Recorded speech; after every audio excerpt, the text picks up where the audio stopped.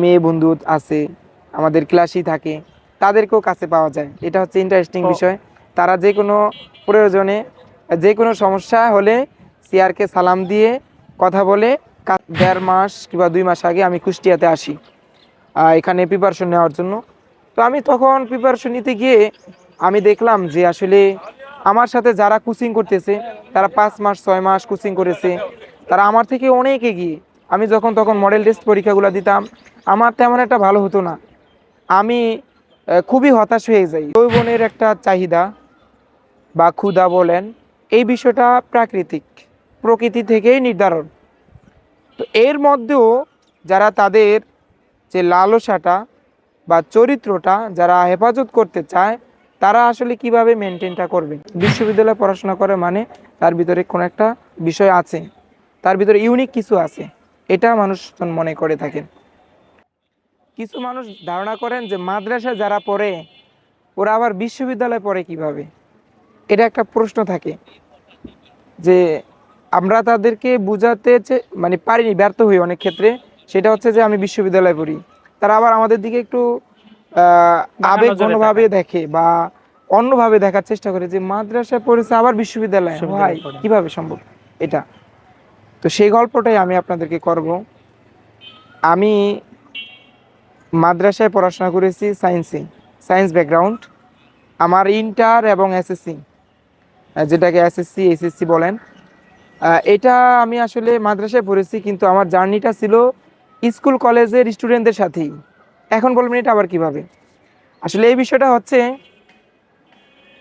আমি মাদ্রাসায় পড়ছি ঠিক, মাদ্রাসায় পড়ছি মানে হচ্ছে আমি কোরআন, হাদিস, আরবি, ফিক এই 4টা বিষয় বেশি পড়েছি স্কুল কলেজের স্টুডেন্ট থেকেও।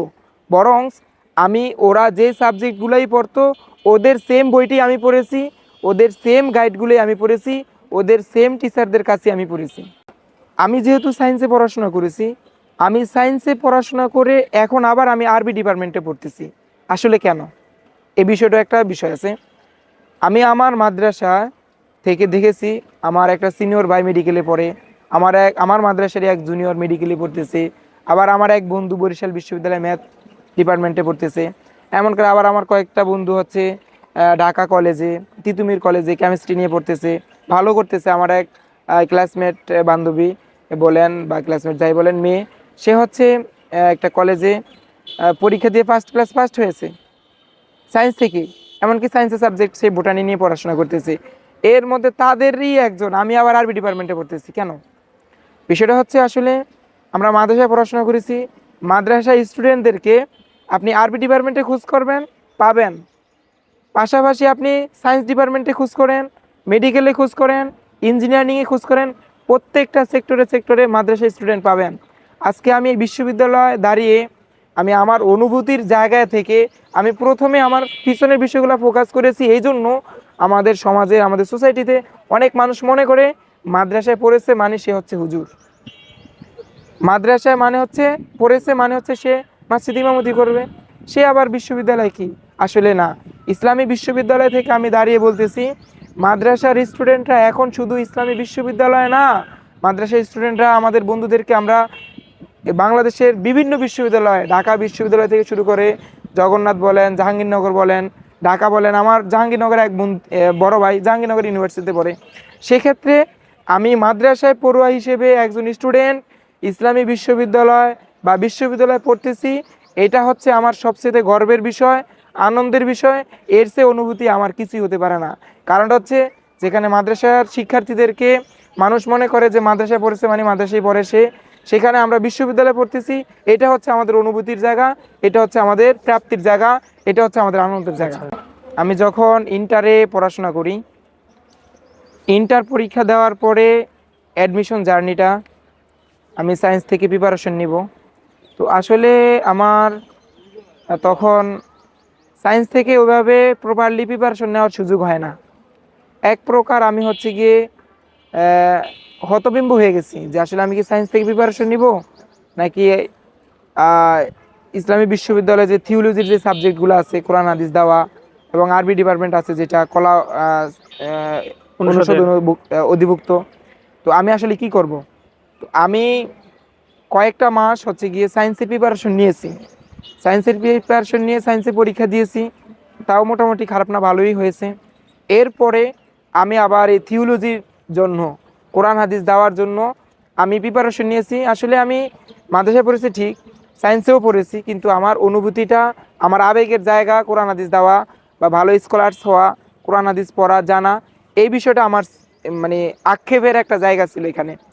তো আমি যখন এই থিওলজি অ্যান্ড ইসলামিক স্টাডিজ অনুষদের এখানের যে পরীক্ষাটা হয়, এই পরীক্ষার 1.5 মাস কিংবা 2 মাস আগে আমি কুষ্টিয়াতে আসি এখানে প্রিপারেশন নেওয়ার জন্য।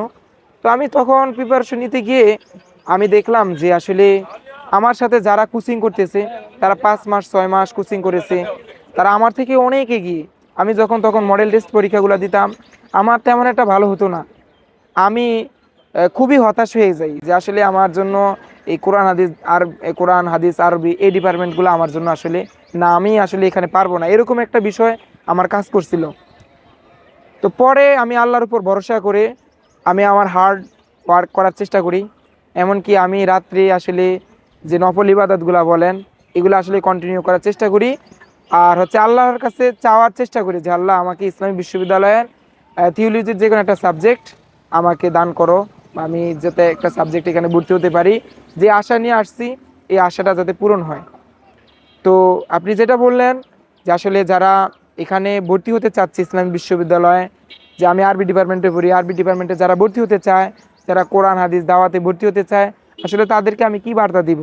তাদেরকে আমি এই বার্তাটাই দিতে চাচ্ছি, আপনি এসএসসি ইন্টার বা এসএসসি যে পরীক্ষাটা দিয়েছেন, দাখিল আলিম পরীক্ষা দিয়েছেন, পরীক্ষা দেওয়ার পরে আপনি যদি আল্লাহর উপরে ভরসা করে ইস্তেকামাত থেকে আপনি যদি এখানে, যেমন দিগন্ত কোচিং আছে, সাকসেস কোচিং আছে, আল হাদি কোচিং আছে, এই কোচিংয়ে যদি পড়েন বা ওদের যে গাইড নোট আছে বা ইসলামের বেসিক যে বিষয়গুলা, আরবির বেসিক যে বিষয়গুলা, এগুলো যদি আপনি স্ট্রং থাকেন, আপনি অবশ্যই অবশ্যই ইসলামী বিশ্ববিদ্যালয়ে আপনি সাবজেক্ট পাবেন। আপনার যে কোনো একটা ডিপার্টমেন্ট আপনার জন্য অপেক্ষা করবে। মাশাআল্লাহ, আপনার এই কথাগুলো হয়তো পরবর্তীতে যারা আসবে বা আসতে চায়, ইবিতে আসার বা থিওলজিতে পরীক্ষা দেওয়ার যাদের স্বপ্ন আছে তাদের জন্য হয়তো পাথেয় হয়ে থাকবে। জি, আমি মাশাআল্লাহ। আপনাকে যদি আরেকটু বিষয়ে অবশ্যই। আপনার কথার মধ্যেই বলি, সেটা হচ্ছে ইসলামী বিশ্ববিদ্যালয়ের যে আরবি ডিপার্টমেন্ট, কোরআন হাদিস দেওয়া যে ডিপার্টমেন্টগুলা, এই ডিপার্টমেন্টগুলাতে আমরা দেখেছি আসলে তেমন প্রতিযোগী হয় না, তেমন প্রতিযোগী বিগত দিনে আসেনি। কেন আসেনি? অনেকের ভিতরে এই ভয়টা কাজ করে, মাদ্রাসা যারা পড়াশোনা করেছে তাদের ভিতরে আসলে অনেকের মধ্যেই বিশ্ববিদ্যালয় যে একটা জায়গা বা এখানে আসতে তারা ভয় পায়, চিন্তা করে চান্স হবে কি হবে না, বা টিকবো কি টিকবো না, এই ভয়টা যাদের আছে, আমি তাদেরকে বলবো যে ভয় পাওয়ার কোনো কারণ নাই। পড়াশোনা করলে, চেষ্টা করলে, যদি কেউ যদি ইচ্ছা করে যে আমি ইসলামী বিশ্ববিদ্যালয়ে ভর্তি হব, আমি এখানে চান্স পাবো, আমাকে চান্স পেতে হবে, সে অবশ্যই চান্স পাবে, এটাই কথা। মাশাআল্লাহ। জি হয়তো দাখিল আলমে সায়েন্স থেকে পড়েছে কিন্তু এই থিওলজিতে আসতে চায়, তাদের জন্য আপনি হয়তো একটা উজ্জ্বল দৃষ্টান্ত হয়ে থাকবেন, জি উদাহরণ হয়ে থাকবেন ইনশাআল্লাহ। তো ক্যাম্পাসে আসার পরে জি ক্যাম্পাস লাইফ থেকে আহ, পাওয়া না পাওয়া বা হয়তো 2 বছর অলরেডি আপনার পার করে ফেললেন, জি তো সেই ক্যাম্পাস লাইফের কিছু গল্প যদি আপনি বলেন। জি আসলে ক্যাম্পাস এই লাইফটা অনেকের আবেগের জায়গা, অনেকের কষ্টেরও জায়গা, অনেকের অনেক অনুভূতি থাকে। সেক্ষেত্রে আমি এখানে বলবো যে আলহামদুলিল্লাহ, ইসলামী বিশ্ববিদ্যালয়ে ভর্তি হয়ে আমি হ্যাপি। এই ক্যাম্পাসের আঙ্গিনা আমাকে বিমোহিত করেছে, এখানের পরিবেশ, এখানের আমার যে বন্ধু বান্ধব যারা আছে তাদের কাছ থেকে, বা এখানের যে আমাদের যে শ্রদ্ধেয় শিক্ষক যারা ছিলেন, তাদের অনুপ্রেরণা আমাদেরকে এখন পর্যন্ত অনেক দূরে এগিয়ে নিয়ে আসছে। আর আমি আরবি ডিপার্টমেন্টে ভর্তি হয়ে আসলে আমি আমার শেখার জায়গা থেকে বলবো, হয়তো আমার থেকে অনেকে বেশি কিছু শিখছে, আমি হয়তো একটু কম শিখেছি, বা আমি আমার স্থান থেকে তেমন কিছু মানে বেশিটা শিখতে পারিনি, আমাকে আরও শেখা উচিত ছিল। এই ক্ষেত্রে আমার নিজের দুর্বলতাটাই বলবো, আমি যদি আরেকটু চেষ্টা করতাম তাহলে হয়তো আমি আরও ভালো কিছু করতে পারতাম, আরও ভালো শিখতে পারতাম। এখানে শেখার অনেক প্লেস আছে, এটাই। মাশাআল্লাহ। আচ্ছা, আপনার কাছে ছোট্ট করে আর একটা বিষয় জানতে চাবো, সেটা হচ্ছে যে ক্যাম্পাসের শুরু জার্নি থেকে প্রথম সেমিস্টার থেকে আপনি সিআর হিসেবে দায়িত্বে আছেন। তো অ্যাজ এ সিআর দায়িত্ব পালন করছেন, সে জায়গা থেকে আপনার কখনো সিআর হিসেবে কোনো গল্প আছে কিনা, যেটা হয়তো ইন্টারেস্টিং, সেটা মানে আপনি যেহেতু সিআর হিসেবে আছেন সেই জন্য আপনাকে এই প্রশ্নটা করা, আপনি যদি বলতেন আচ্ছা, আসলে ওইটার কোনো ভালো মন্দ গল্প বা কোনো কিছু। সিআর, আসলে সিআরের একটা অনুভূতি আছে। এখানে অনেক কি কাছে পাওয়া যায়, বন্ধু হিসেবে বলেন বা ফ্রেন্ড, বন্ধু যাই বলেন না কেন। আবার আমাদের কিছু মেয়ে বন্ধু আছে, আমাদের ক্লাসই থাকে, তাদেরকেও কাছে পাওয়া যায়। এটা হচ্ছে ইন্টারেস্টিং তো বিষয়। তারা যে কোনো প্রয়োজনে, যে কোনো সমস্যা হলে সিআরকে সালাম দিয়ে কথা বলে কাছে আসে। কিন্তু এছাড়া প্রয়োজন ছাড়া তারা কিন্তু সিআরের সাথে কথা বলে না, এই বিষয়টা আমরা লক্ষ্য করতে পারি। যেমন তাদের একটা শীট প্রয়োজন বা ক্লাস শিডিউল জানার প্রয়োজন, বা তাদের একটু সমস্যা, ক্লাসটা একটু পরে দেওয়া যায় কিনা, পরীক্ষাটা একটু পিছানো যায় কিনা, তখন তারা একটু অনেক একদম চেয়ারের কাছাকাছি হয়ে যায়। তখন অনেক আবেগ থাকে, চেয়ারের প্রতি অনেক আবেগ কাজ করে। কিন্তু যখন তাদের এই স্বার্থটা শেষ হয়ে যায়, তখন আসলে চেয়ার বলে তেমন কিছুই মনে হয় না। তখন স্বাভাবিক কিছুই মনে হয়, যে স্বাভাবিক একজন স্টুডেন্ট। কিন্তু যখন দেখি যে একটা স্টুডেন্ট সিআরের কাছ থেকে কিছু একটা বিষয় পেতে চায়, যেমন একটা ক্লাস পরিবর্তন করতে চায়, এগিয়ে নিয়ে আসতে চায়, বা তাদের একটা সমস্যার কথা বলতে পারে, বলতে চায়, তখন আসলে সিআর হিসেবে একটু আবেগ কাজ করে, ভালো লাগা কাজ করে। আর সিআর হিসেবে আমি যদি আরেকটু বলি যে আসলে অনুভূতিটা কেমন, এখানে আসলে সিআরকে দুই দিক থেকে একটু আহ, রাগানি যেটাকে বলি, বা বিরক্ত করা, বিরক্ত করা একটা বিষয় এটা পোহাতে হয়। সেটা হচ্ছে আসলে আমার দৃষ্টিতে সিআররা আসলে সবাই মানে কে, সিআর হওয়ার একটা অসুবিধা আর কি হ্যাঁ, যেটা। একটা অসুবিধা যদি বলি সেটা হচ্ছে, যেমন একদিন একটা ক্লাস থাকে, তো সিআর চায় যে আসলে একটা ক্লাস বন্ধুরা কষ্ট করে আসবে, তখন দেখেছে এই ক্লাসটা স্কিপ করে দিতে চায়। তখন স্কিপ করে দিতে গেলে স্যারের বকানি খেতে হয়। আর স্কিপ না করে দিলে, একটা ক্লাস দিলে বন্ধুদের রাগ শুনতে হয়, জারি খেতে হয়, একটা ক্লাস কেন দেওয়া হয়েছে। যারা মাদ্রাসা ব্যাকগ্রাউন্ড, মাদ্রাসায় পড়াশোনা করেছে, হাফেজ, এমনকি আমলে আখলাকে ভালো, তারা চাচ্ছে যে মসজিদে থাকতে, মসজিদে থেকে পড়াশোনা করবে। তাহলে ইসলামী বিশ্ববিদ্যালয়ের আশেপাশে মসজিদে থেকে সে খুব সুন্দরভাবে পড়াশোনা করতে পারবে। এমনকি কোনো শিক্ষার্থী যদি মনে করে যে আমি বিশ্ববিদ্যালয়ে পড়বো, ইসলামী বিশ্ববিদ্যালয়ে পড়বো, আমার পড়াশোনা ওইভাবে খরচ চালাতে পারবো না, থাকা খাওয়া আমি হচ্ছে কি খরচ হ্যান্ডওভার করতে পারবো না, তাহলে সে এখানে ভর্তি হওয়ার পরে সে মানে সহজেই একটা মসজিদ পেয়ে যাবে। একটা মসজিদ থেকে মোটামুটি একটা অ্যামাউন্ট তাকে হাদিয়া হিসেবে দিবে। এই অ্যামাউন্ট দিয়ে তার মোটামুটি আনুষঙ্গিক যে খরচ, এই খরচটা সে মেকআপ করতে পারবে। এমনকি থাকার স্থান পাবে, খাওয়ার সুযোগ পাবে। তার থাকা খাওয়া নিয়ে তার কোনো এক্সট্রা টেনশন করা লাগবে না। অসুবিধা এই হয় না। সুযোগ সুবিধাটা ইসলামী বিশ্ববিদ্যালয়ে অ্যাভেলেবল। এই বিষয়টা স্পষ্ট হওয়া দরকার যে আসলে আমি বিশ্ববিদ্যালয় লাইফে এসে আমি কি বিয়ে করব কি করব না, বা আমার বিয়েটা করা উচিত কি উচিত না। আমি একজন বিবাহিত হিসেবে আমি এই বিষয়টা বিশ্ববিদ্যালয় পড়ুয়া যে শিক্ষার্থী আছে, স্টুডেন্ট যারা আছে, তাদের কাছে আমি বিষয়টা, এই বার্তাটা স্পষ্ট করতে চাই। সেটা হচ্ছে, মানুষের যৌবনের একটা চাহিদা বা ক্ষুধা বলেন, এই বিষয়টা প্রাকৃতিক, প্রকৃতি থেকেই নির্ধারণ। তো এর মধ্যেও যারা তাদের যে লালসাটা বা চরিত্রটা যারা হেফাজত করতে চায়, তারা আসলে কিভাবে মেনটেনটা করবে। আমি যখন ইন্টারে পড়ি, তখন থেকে আমার একটা ইচ্ছা ছিল যে আমি যখন বিশ্ববিদ্যালয়ে পড়ব, তখন আমি বিয়ে করব। আলহামদুলিল্লাহ, আমি বিয়েও করেছি। আমার বিয়ের 4 মাস অতিবাহিত হতে যাচ্ছে আলহামদুলিল্লাহ। তো সেক্ষেত্রে বিয়ের বিষয়টা বলবো, বিশ্ববিদ্যালয়ে পড়ে যে শিক্ষার্থী, তার ফ্যামিলি ব্যাকগ্রাউন্ড ভালো, ধার্মিকতা আছে, প্লাস পিতামাতার অ্যাবিলিটি আছে। যেমন তার পিছনে মাসে 10,000 টাকা খরচ করার মতো অ্যাবিলিটি তার পিতামাতার আছে। সে যদি তার বাবা মাকে বুঝিয়ে নিতে পারে যে আব্বু আম্মু আমার বিয়েটা করা প্রয়োজন,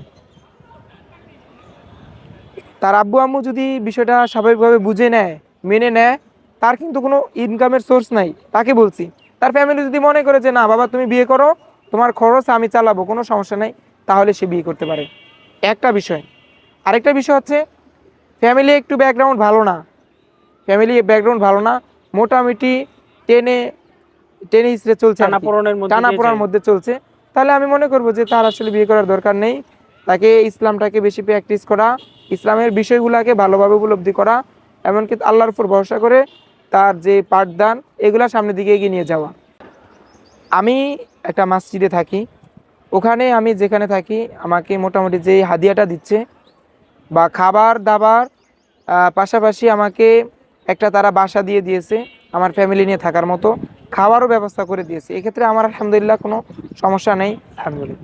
তবে এখানে যে মসজিদগুলো আছে আসলে মানে ম্যাক্সিমাম মসজিদগুলোতে এরকম সুবিধাটা আসলে থাকে না। তো এরকম সুবিধা যাদের থাকে বা তারা যদি কমিটির সাথে বলে যে আমি বিয়ে করতে চাচ্ছি, আমার এরকম ফ্যামিলি নিয়ে আমি থাকতে চাচ্ছি, এরকম যদি মসজিদ থেকে যদি তাদেরকে সুযোগ সুবিধা করে দেয় তাহলে সে করতে পারে। আর যদি সুযোগ সুবিধা না থাকে তাহলে তো সে করতে পারবে না, এটা তার জন্য অসম্ভব হবে। আসলে আমার সুবিধাটা হচ্ছে কি, বা আমি বিয়ে করে আসলে কেমন হ্যাপি বোধ করতেছি বিশ্ববিদ্যালয়ে। আমি আলহামদুলিল্লাহ সর্বদিক থেকেই আমি আসলে বিয়ে করে আমার এখানে আমার ওয়াইফ নিয়ে আলহামদুলিল্লাহ থাকি। আমার ওয়াইফও পড়াশোনা করে, তবে বিশ্ববিদ্যালয়ে না, মাদ্রাসা প্লাস কলেজে পড়াশোনা করে। সেক্ষেত্রে আমার এখানে থাকতেছে, পড়তেছে, আমিও পড়তেছি, আমার কোনো অসুবিধা হয়নি। আমি আমার বিয়ের প্রয়োজন ছিল, আমার বাবা মাকে বলেছি, বাবা মা মেয়ে দেখেছে, তারপরে হচ্ছে গিয়ে অ্যারেঞ্জমেন্ট করে আমাদের বিয়ে শাদী হয়েছে আলহামদুলিল্লাহ। আমি আমার স্থান থেকে বলবো যে বিয়ে করে আলহামদুলিল্লাহ আমি ভালো আছি। বিশ্ববিদ্যালয়ে কেউ যদি নিজের চোখকে হেফাজত করতে চায়, তার যদি সামর্থ্য থাকে, আমি মনে করব সে বিয়ে করে সে ভালো থাকতে পারবে।